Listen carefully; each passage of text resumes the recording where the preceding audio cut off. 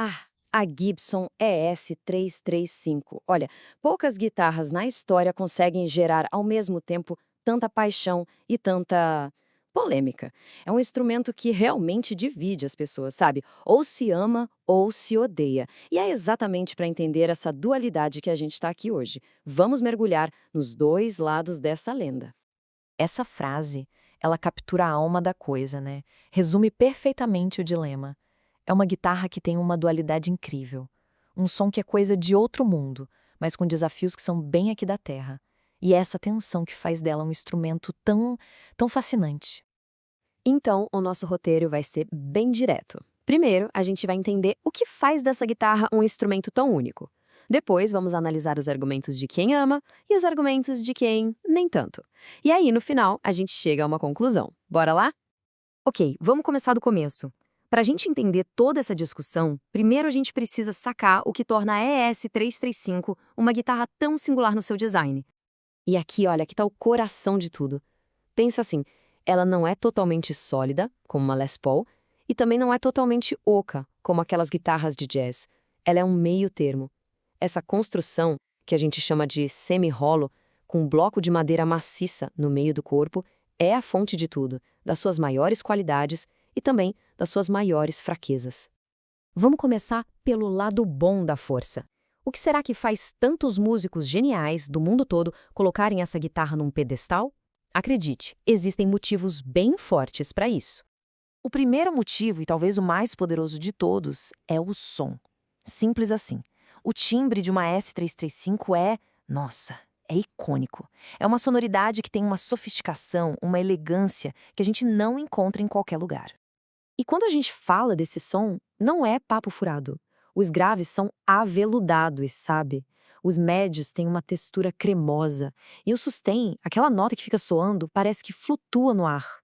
Não é à toa que gigantes como B.B. King, Larry Carlton e até o Dave Grohl do Foo Fighters usaram e abusaram dela. É um som que já chega dizendo, eu tenho classe. O segundo ponto forte é a capacidade dela de se adaptar. Essa não é uma guitarra de um truque só, de jeito nenhum. Ela passeia por vários estilos musicais com uma naturalidade que impressiona.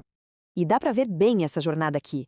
Ela pode ser super suave e articulada pro jazz, aí você dá uma esquentada e ela vira a alma do blues.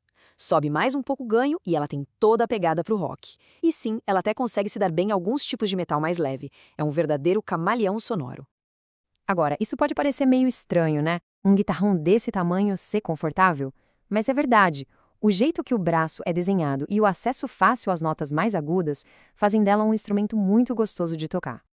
E essa metáfora aqui é simplesmente perfeita.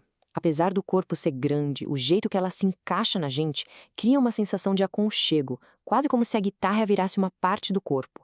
Travesseiro musical genial.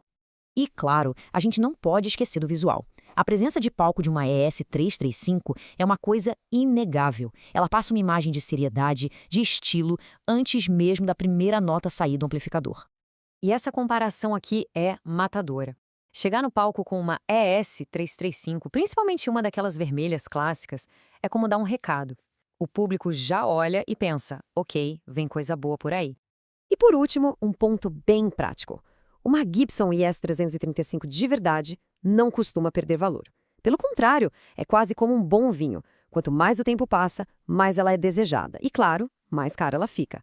É um instrumento que também pode ser visto como investimento. Com tantos pontos positivos, a pergunta que fica é: pronto, achamos a guitarra perfeita? A resposta, como a gente vai ver agora, é um pouquinho mais complicada. Chegou a hora de virar o disco e olhar o outro lado da moeda. Agora, vamos explorar o lado demônio da história. Quais são os motivos que fazem alguém pensar 2, 3 ou até 10 vezes antes de levar uma ES-335 para casa? O primeiro obstáculo é, sem a menor dúvida, o mais assustador: o preço. Vamos ser sinceros, o custo de uma ES-335 é proibitivo. Bota ela muito longe do alcance da maioria dos músicos. Essa piada aqui é daquelas que a gente ri para não chorar, porque ela captura a realidade de forma brutal. O investimento é tão alto que faz a gente questionar as próprias necessidades biológicas. É um preço que dói de verdade no bolso. Logo depois do preço vem o tamanho. Embora seja confortável para alguns, para outros o corpo volumoso dela é um problemão.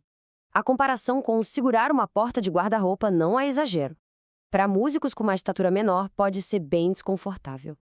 E aqui está um problema técnico que tira o sono de muito guitarrista.